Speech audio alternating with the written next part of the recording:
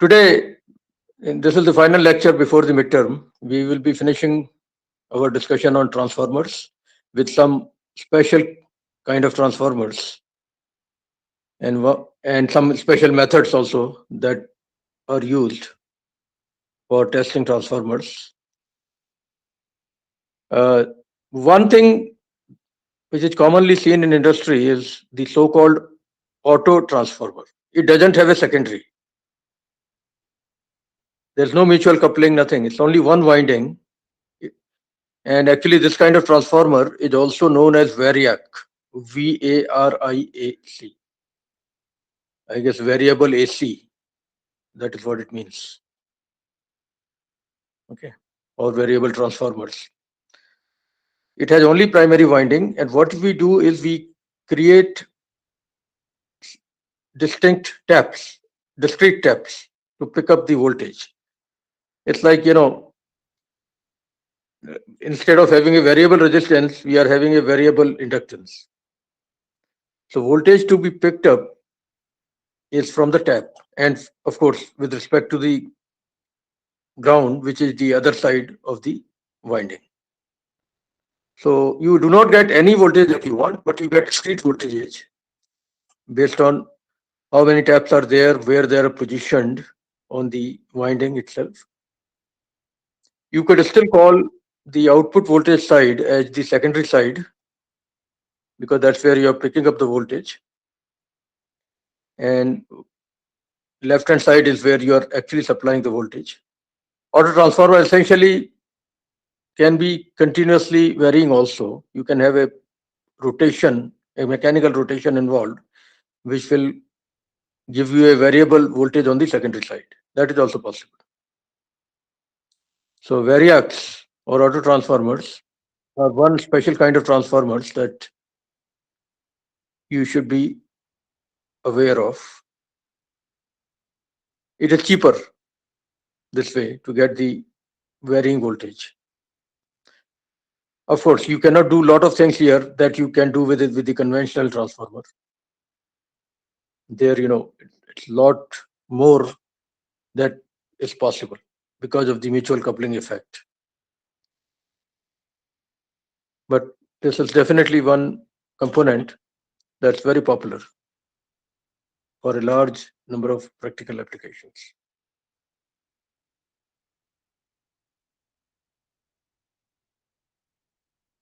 Single coil acting alone, that's why it is known as auto transformer. Okay.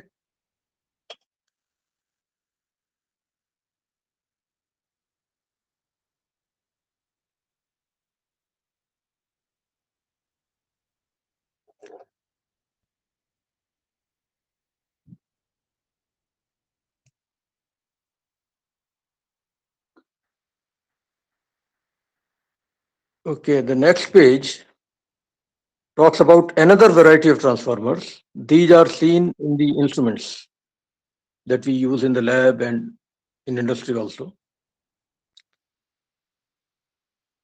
What happens is the measuring instruments for voltage and current normally cannot handle very large values. Okay. While in real life, for power industry, the voltages and currents are quite high. Okay. So we need transformers to transform the actual value into a lower value. And this applies to both current and voltage, current and potential. Those are specially designed transformers that are meant primarily for measurement purposes. They don't transmit anything. They just take the large value as the input and produce a smaller value which can be handled by the measuring instrument. And both current and potential can be transformed to lower values using the so-called instrument transformers.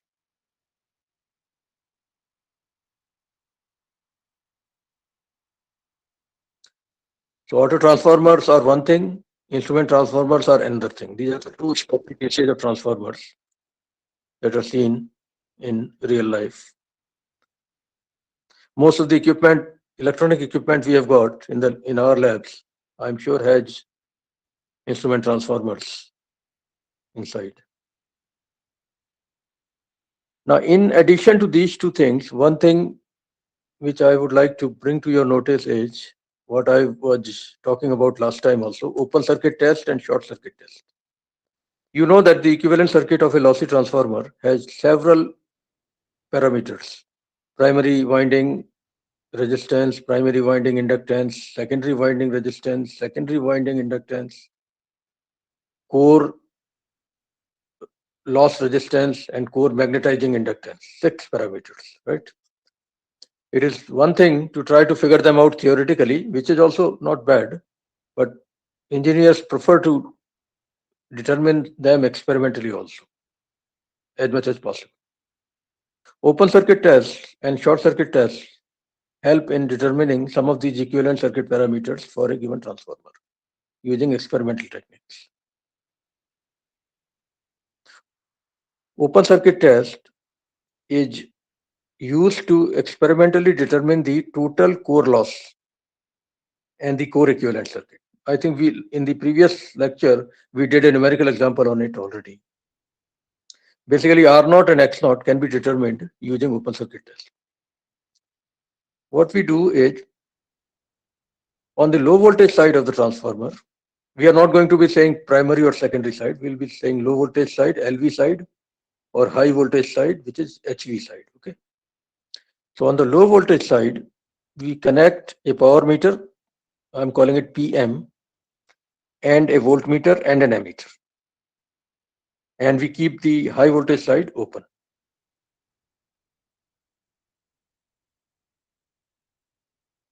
There's a lot of derivation involved in these methods. I'm trying to give you the gist of it.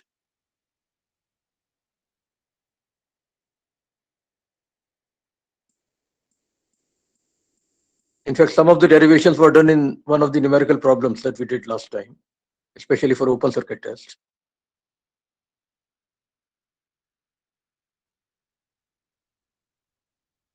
The higher voltage side is normally kept open. Yeah, that is the way it is done. And the lower voltage side is normally connected to an AC supply through an auto transformer if necessary.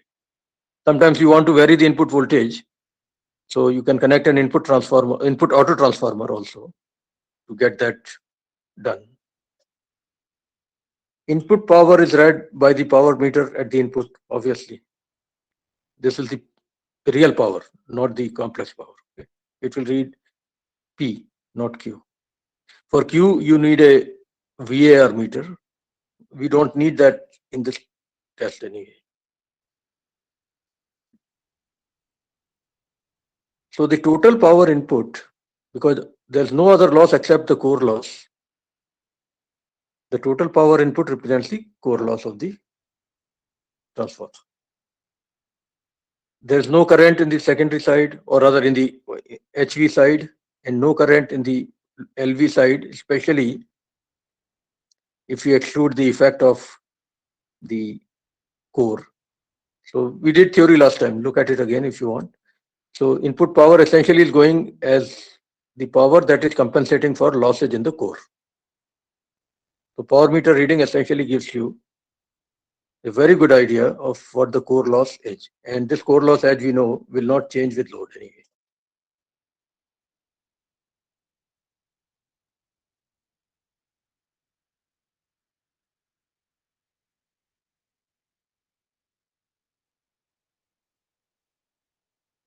At no load, whatever P loss is there, that is equal to iron loss.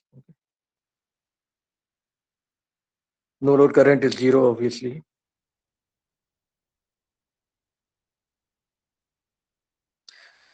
On the left hand side, the windings would still draw some current because core losses are there that have to be compensated for. So let's say that current is I naught. And because copper losses are almost zero, so this current essentially is energizing the core.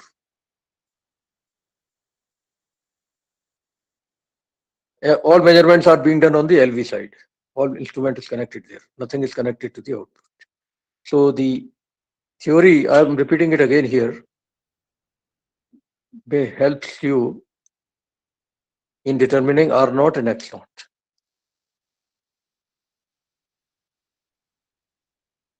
I naught sine phi naught will be I mu, that is the magnetizing current, and I naught cos phi naught will give you the loss current IW, or W means wattage, the real power. And cos phi naught is the no load power factor at the input. That can be measured if necessary.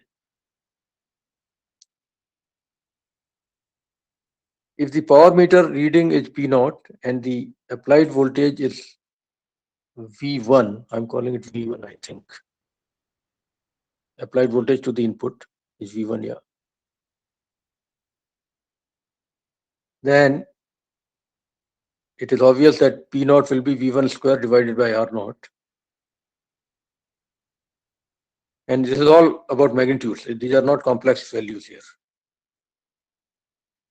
Okay, so from here, you can calculate R naught very easily. And once R naught is calculated, this equivalent circuit will help you in figuring out X naught. This is the equation here.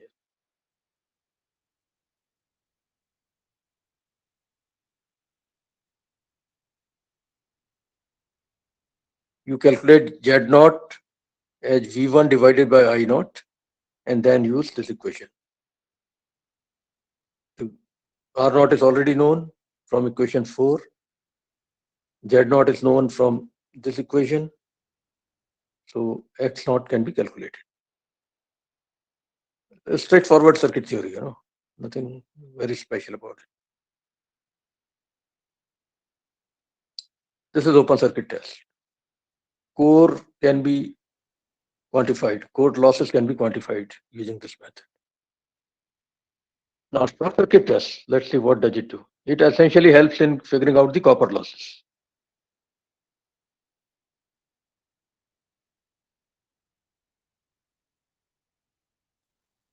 Here you short circuit the LV side.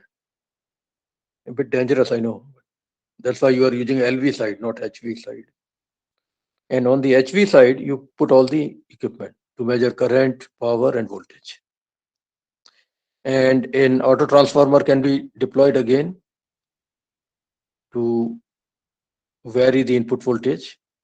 We will not supply a very large voltage at the input because already the output side is short.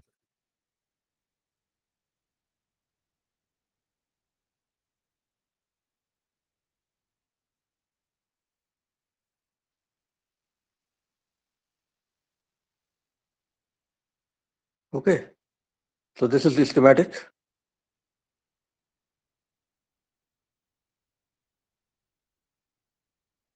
Input voltage is varied by using variac, that is auto transformer, until the armature reads current equal to rated current. Okay, sorry, not armature, emitter. I'm sorry. Until the emitter reads. So you change the applied voltage at the input VSC until emitter reading equal to the rated current of the transformer. That is step number 1. And applied voltage VSC is generally small. I already told you that. So core losses are almost zero in this case. All the losses are copper losses. Since the output power is zero, power meter reading is the total copper loss. Once you have made sure that the current is equal to the rated current, the power meter directly reads the total copper loss.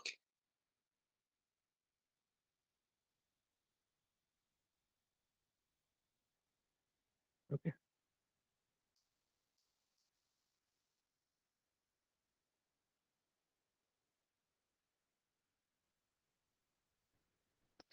If ZC is the total impedance of the two windings, refer to the HV side.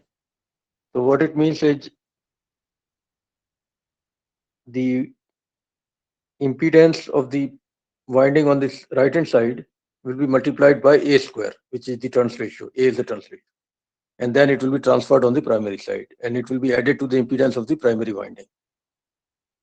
That is the total impedance. That is what you can measure using simple formula ZC equal to VSC upon IL. Okay.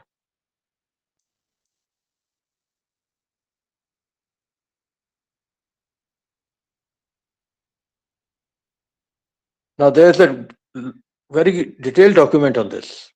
I've given you the gist of it in my notes, but you can read this experimental sheet, the experiment sheet rather, which is used in, I think, IIT Bombay. They have facilities to carry this test in the lab. Theory is repeated in this again. And they tell you a lot of things which you know already, but which are relevant to conducting open circuit and short circuit tests. So in addition to my notes, you can probably keep this document also as a reference. A lot of things are known to you already, equivalent circuit, etc., etc.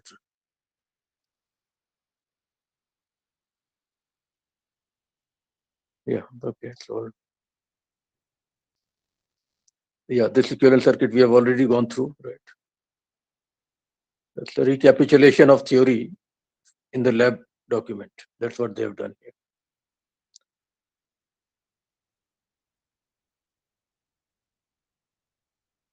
Instrument transformers, let's come back to them from industry point of view. This is how they look. Several varieties, you know. They are not very heavy. Reasonably lightweight devices.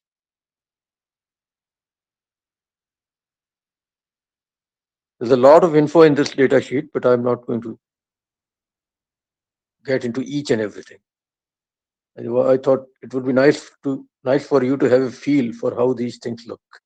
Conventional transformers you always see around you, but instrument transformers, how do they look? This is how they look. Several classifications are possible based on mechanical details. No need to memorize all this.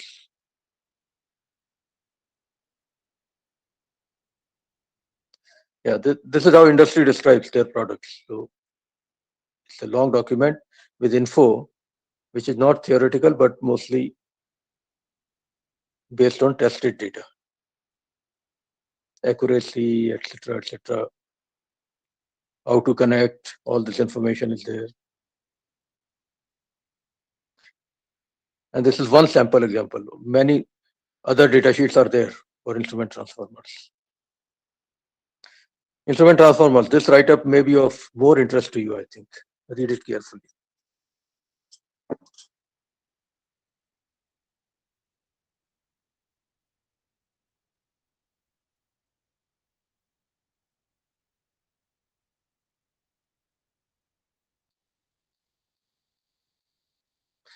In power system, the currents and voltages are very large, definitely. Therefore, direct measurements are not possible. Obviously, it will burn the machine. It will burn the measuring equipment. It might appear that the extension of range could be conveniently done by the use of shunts. I told you that theory, that you can put a shunt resistor to increase the range, to increase the current range, or a galvanometer. And you can put a series resistance to increase the voltage range. Okay. Unfortunately, even that theory doesn't help much because the amount of resistance required becomes impractical almost.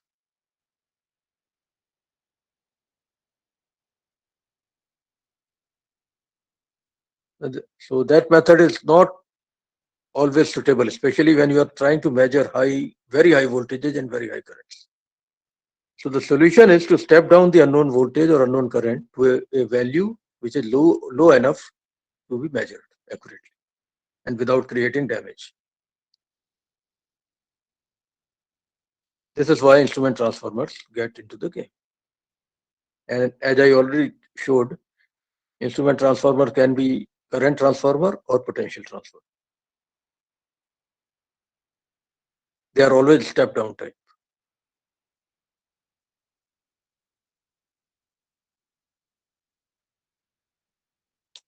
Current transformation is also possible. It has to be done properly. That's it. PT or VT, I guess both terms are used for voltage transformer. Of course, these things are possible with AC only.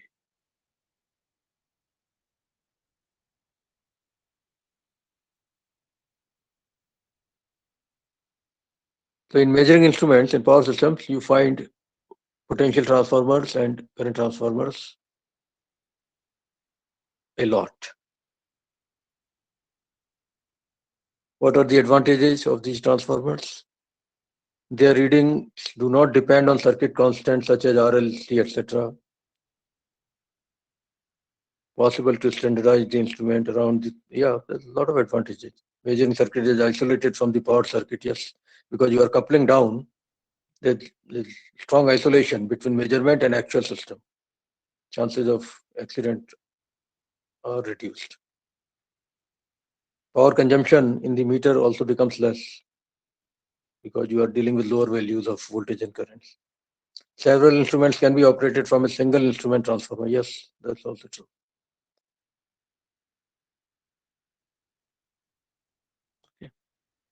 Okay, this is theory. Maybe you don't care much about it, but there's some mathematics in terms of defining various currents and voltages, etc. Again, primary winding is connected in series with the main line because you now want to transform current. So input has to be a current. Primary winding is not in parallel with the input supply, it is in series. Okay.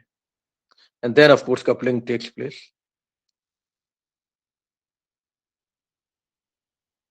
Secondary winding generally has larger number of turns because you know that the current ratio is opposite that of the voltage ratio. So secondary winding has to have much larger number of turns if you want to reduce the current, right? You can go back to the first lecture on transformers to see that the turns ratio versus I1 versus the ratio of the two currents. Okay, various symbols and what is their meaning.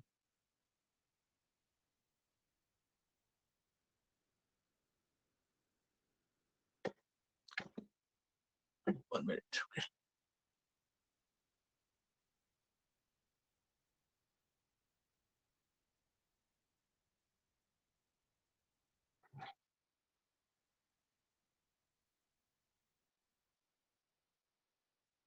Okay, errors, etc. You know this already in a way. I had spoken about measurement errors in the context of something else, but that theory applies here also. Okay. So I will not go through the entire document. I think there's a lot of detail here again. But this is a document you may want to keep with you for future as well. Yeah, it's a big document. Let's see what else.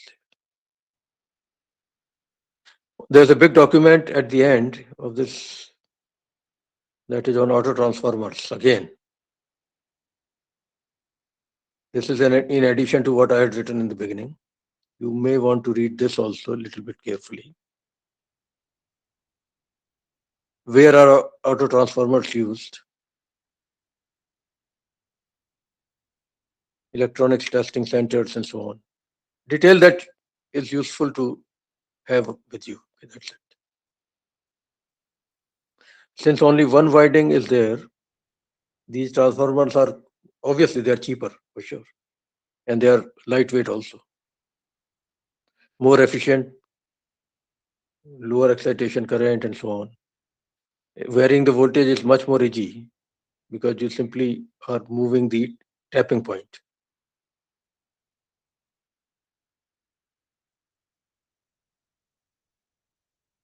Okay, this is again open circuit and short circuit transformer, open circuit and short circuit test on a single phase transformer. Don't worry about it. We have already seen this in the earlier part of the document. But this is same topic repeated in a different manner. I have already shown you these diagrams. Okay.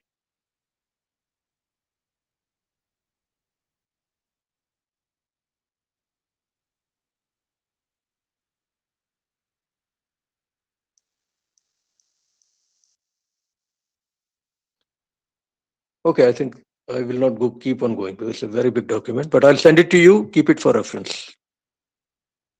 And especially things like open circuit tests, short circuit tests, etc. Why are they important? What is auto transformer? What are instrument transformers? At least you should be able to describe those things in a few sentences, if not more.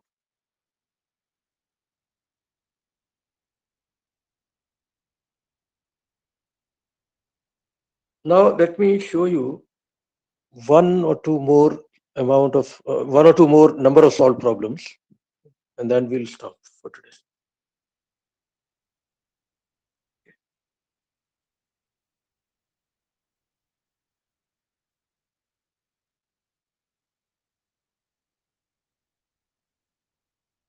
I had shown some of them previously also, but let me get going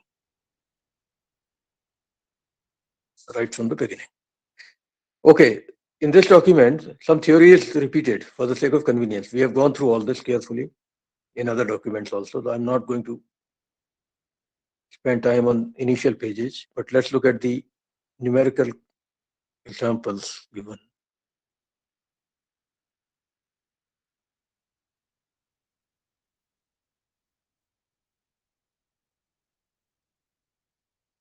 Yeah, all this is done.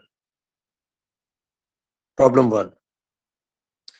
If a 500 kVA 200 Hertz transformer is operated at 50 Hertz, what will be its new kVA rating? Good conceptual question.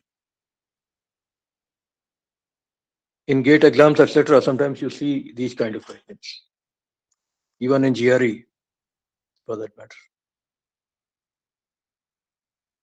If frequency changes, will kVA rating change?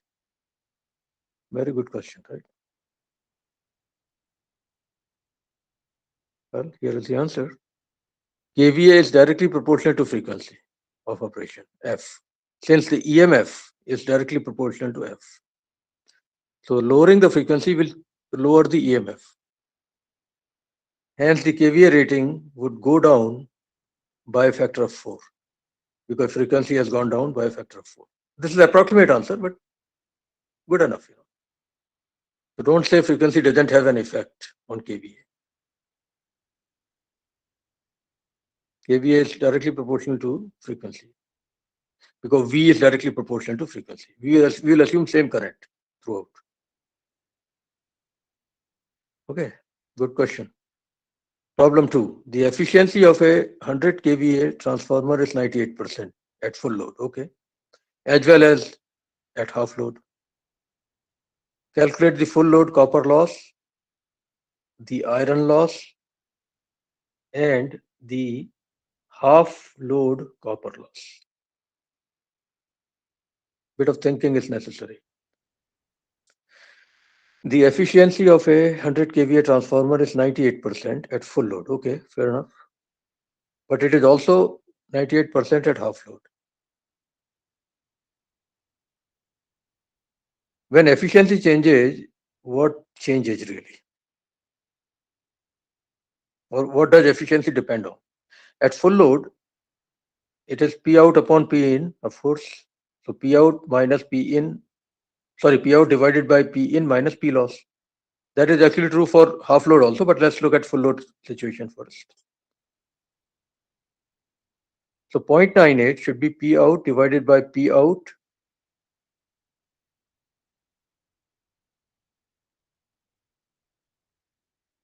plus P loss, right? And P loss is P copper full load plus P iron. P iron doesn't change with load. So we never say P iron full load or P iron half load, whatever. So equation gives you this. We have been given P iron. No, we are supposed to calculate P iron. Okay, fine. I was calling it W iron in my notes, but fine. Okay. So this is the equation you get. Okay.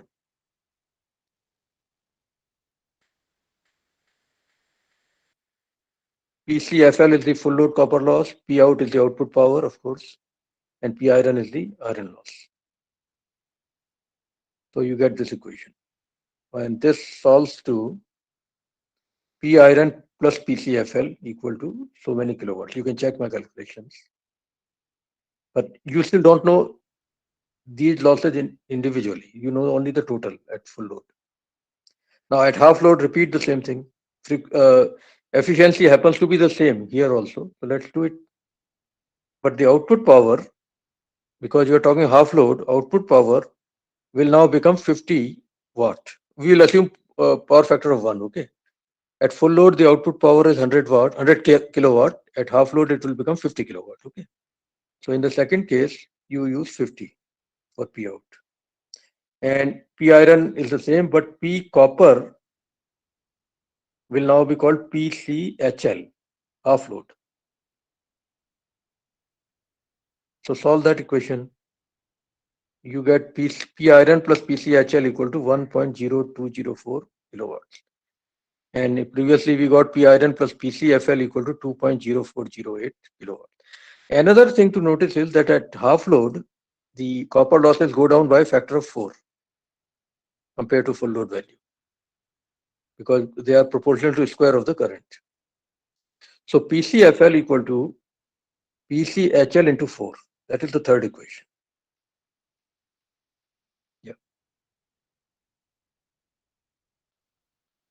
Now you have got 3 equations and 3 unknowns.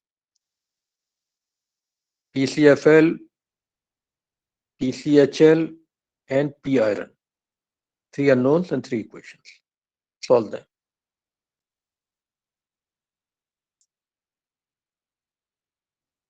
You get the answers. I'm hoping there is no mistake in my calculations. So please go through these kind of problems carefully. They test your conceptual understanding of how transformers work.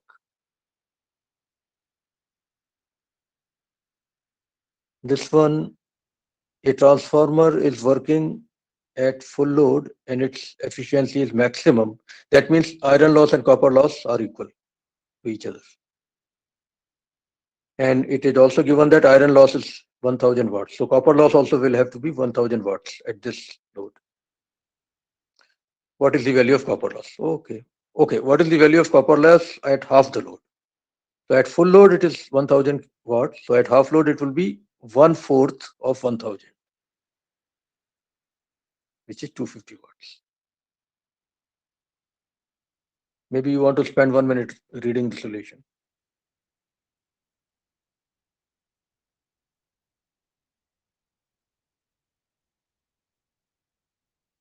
Always remember that copper loss goes down by a factor which is square of the factor by which current has gone down. Or if current is going up, then copper loss will also go up by the square of that factor.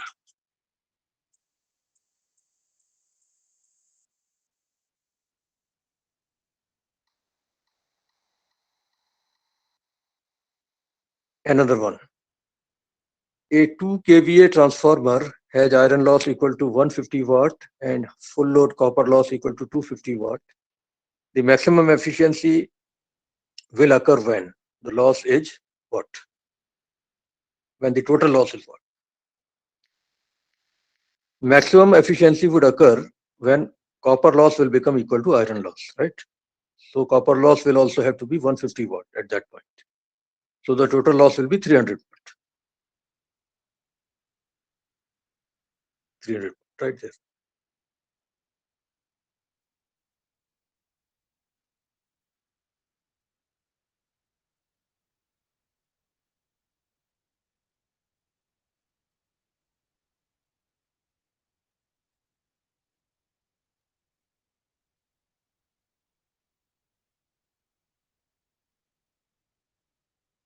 It 15 kVA, 2400, 240 volt, 60 hertz transformer has the following equivalent circuit parameter. This is a detailed problem. Maybe you will not be able to spend full time on it, but still appreciate what is involved. Primary winding resistance is given, secondary winding resistance is given, winding inductance is given, secondary winding inductance is given. It's a lossy transformer, and I think core losses are negligible. Okay, thank God. At least that parallel circuit will not be there in the equivalent circuit. That parallel path will not be there. Good.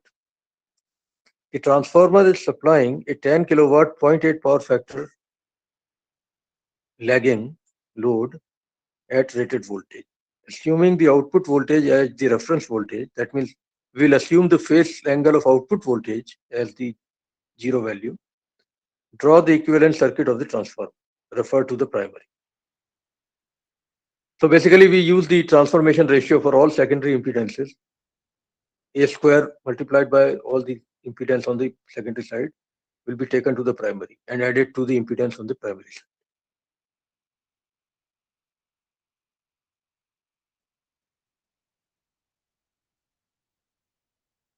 Lot of calculations are involved here. You are given primary winding inductance, right? So do omega L to get the corresponding reactance. And the same thing has to be done for secondary side also. So primary winding total impedance will be RL plus JXL.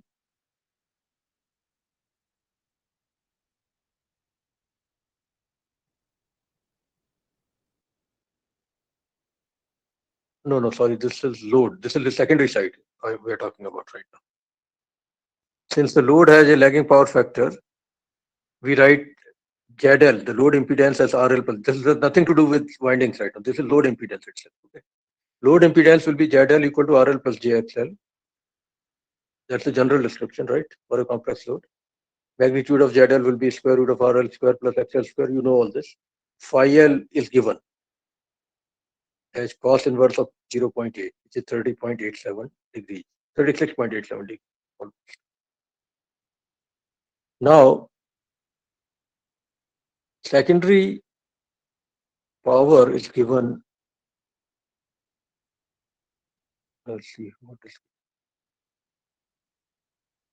when supplying at rated voltage. Yes.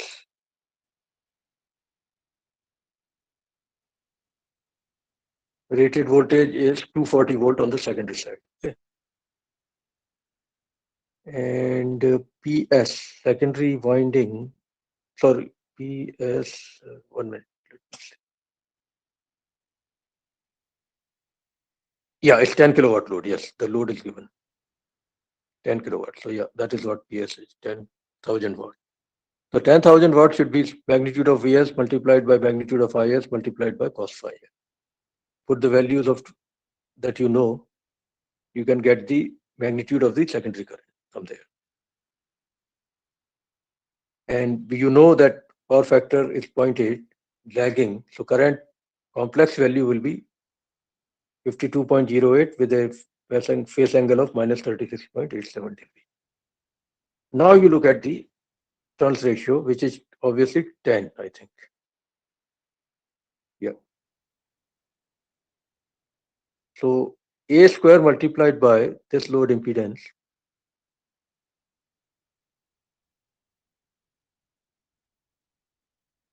and before that, let's calculate what I was telling you initially about. Calculate the primary winding reactance 2 pi FLP, secondary winding reactance 2 pi FLS, and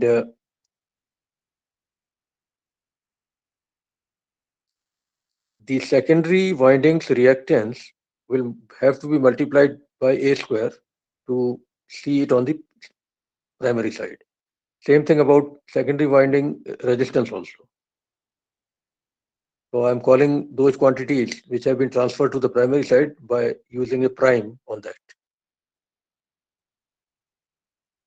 So the total winding resistance on the seen from the primary side will be Rp plus A square Rs. And similarly, total reactance seen there will be Xp plus A square XS. This is what I'm trying to show here. This is called equivalent circuit drawn on the primary side. Everything has been referred to the primary side by using the transformation ratio to transform impedances. And even load will be A square, the actual value that you calculated, whatever it was. Yeah, 100 Z. After that, you have to make calculations to get everything they want, But conceptual part was more important that I wanted to make sure you get exposed to. Rest is all calculations, lot of calculations. Maybe you will get time, maybe you will not. In the exam, I'll avoid such complicated problems because you don't have time, really. This becomes a 3-hour calculation, one of them, I know for sure. In the exam, the problem will be simpler in terms of calculations at least. Okay. Okay, more variations of the same problem. I don't think I want you to take that far today. But keep this document again. When you get time, someday, go through these calculations carefully. And then for the same transformer, calculating power efficiency, etc., more problems. Okay. So I'll send you this document. Last 3 problems may be not of immediate interest to you, but in the long run, they will help. Now, the last one that I want to show you has a very interesting all-day efficiency example in it. Yeah, here. Last time I solved one all-day efficiency example. Today, let me try another one. And then we will stop, I think. A 15 kVA, 2000 to 200 volt transformer has an iron loss of 250 watt and a full load copper loss of 350 watt. During a full day, the transformer is loaded as follows. For 9 hours, actually it is the same problem which was there in the printout that I showed you last time, but I have solved it my own way, not using the method that fellow had given. I got the same answer, I'm sure. For 9 hours, I have a load of 1/4. That means 1/4 of the full load. And power factor is only 0.6. For 7 hours, I have full load with power factor good enough, 0.8. And for 6 hours, I have 3/4 of a load and power factor is perfect in that case, which is 1. And for 2 hours, I have nothing connected, so I don't care to know about power factor. It's not even there. Calculate eta all day. What I did was I broke up the problem row by row for the first 9 hours, or rather for the 9-hour period. Let's see what happens. Load is 1/4 of the full load value. Power factor is 0.6. P iron is 250 watts. This is a constant throughout, no matter what load is. Okay, so I'm rewriting all that here. P iron 250 watt. P copper full load is supposed to be 350 watt, right? But now the load is 1/4. The actual copper loss will be 1/16 of 350.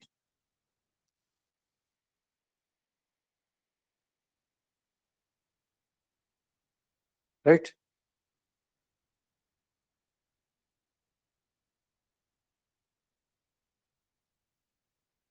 Current has gone down by a factor of 4, so losses will go down by a factor of 16. It is easy to calculate based on the kVA rating, the full load voltage and current, right? 15 kVA divided by 2000 volts will give you full load primary current, magnitude at least. And 15 kVA divided by 200 volts will give you full load secondary current, magnitude. These are very easy calculations. So I've done that here. And it's easy to see that turns ratio is 10, right? Based on the info on the nameplate.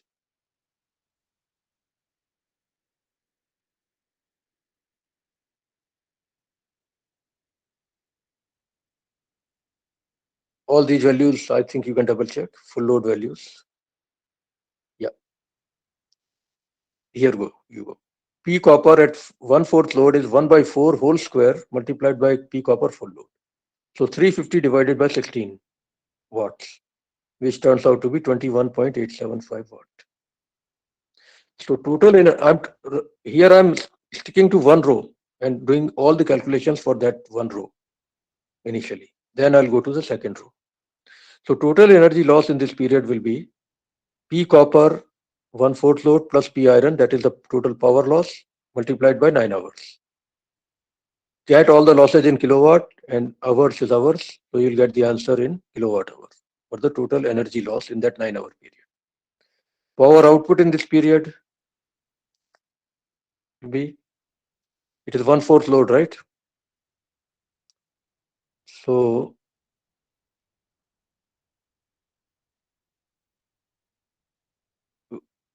one minute. 200. Where is 200 coming from? Yeah, it's 200 volt. Yeah, good. Okay. So 200 is the magnitude of Vs at full load. In fact, it's supposed to be constant throughout anyway. Multiplied by Is, which is 1/4 of the full load value. You can plug in the numbers from there, and multiplied by cos phi, which for the first row is 0.6.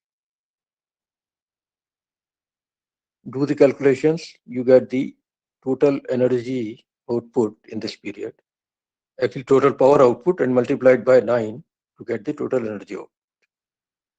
Add the energy output with the energy loss, you get the total energy input in that 9-hour period. Then you repeat the same thing for other time slots also. It's a longish problem, I know. I'm giving you the basic idea and you'll get the solution for sure.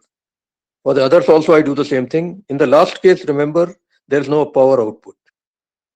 So whatever energy loss is there is also equal to energy input because no load is there. So I have put all those findings in this tabular form for each of the time slots. Here, number of hours, iron loss, which is constant throughout, copper loss, total energy loss, total energy output, and total energy input. And then I summed up the final two columns to get the total energy output and total energy input over the entire 24-hour period. You see, for the 2-hour period in the last row, total energy output is 0, but total energy input is not 0 because losses are still there, right? Sum up all the values, you get the total. Yeah, actually, I've done the calculations later, but I showed you the table here. The details of other row are shown here now. The values are already put in this table here. So what you do is, once this table is done, make sure you understand this example carefully. Okay. So total of all the energy output values and total of all the energy input values has to be taken, and then you take the ratio. That's it. 171.75 divided by 181.578 something. That's the answer. And of course, multiplied by 100.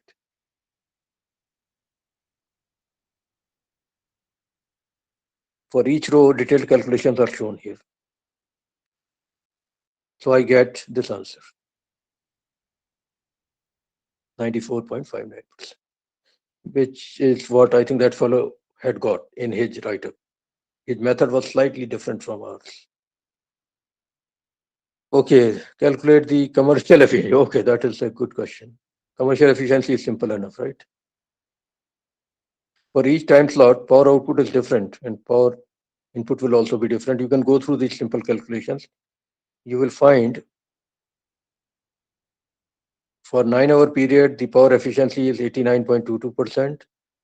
For 7-hour period, that efficiency turns out to be 95.24%. For 6-hour period, that efficiency turns out to be 96.18%. And of course, for no load, it is 0%. So for the sake of curiosity, I did this part.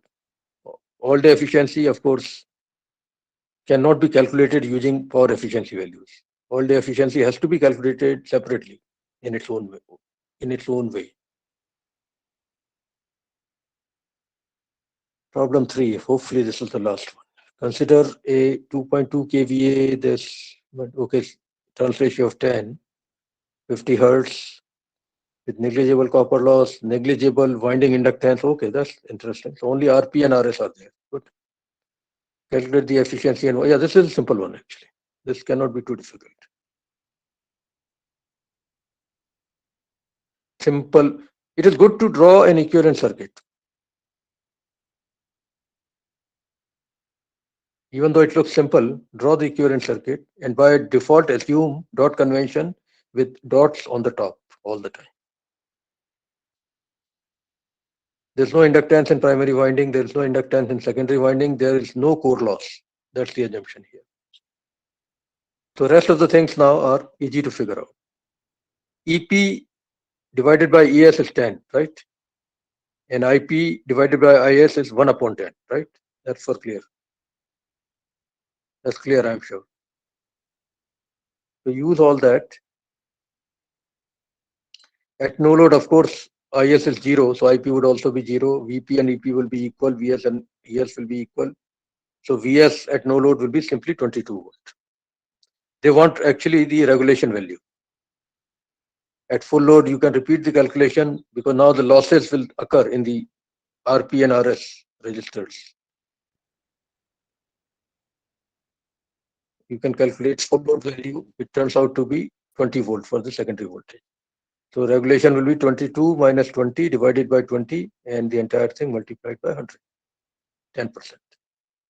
Output power upon input power is easy to figure out. You get the output power, you get the total loss. Add the two, you get the input power. I'm sure you can easily do it.